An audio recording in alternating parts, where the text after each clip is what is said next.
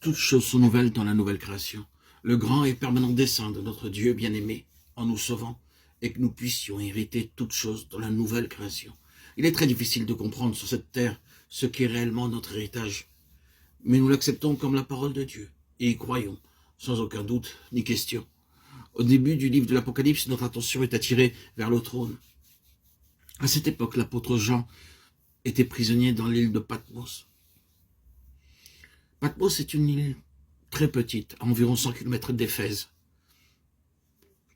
Nous savons tous comment l'évangile fut introduit à Éphèse par Apollos tout d'abord, puis Paul vint dans ce lieu plus tard.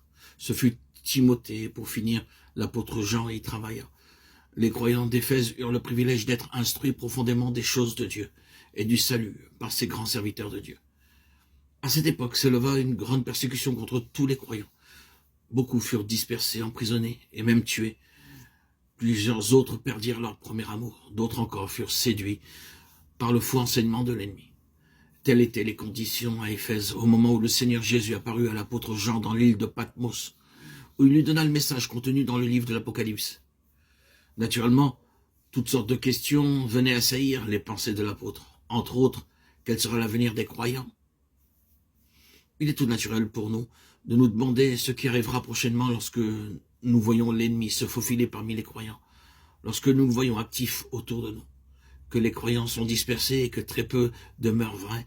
Le Seigneur répondit à toutes les questions qui assaillirent les pensées de l'apôtre en ces jours, à savoir comment allait-il vaincre l'ennemi et comment un jour nous élèverait-il à une haute position sur son trône selon sa promesse. Dans tous les chapitres 1, 3, 4 et 5, nous trouvons le message du trône. Remarquez particulièrement Apocalypse 3, 21. Il nous a révélé le clair dessein de Dieu. Il désire que nous soyons là sur son trône.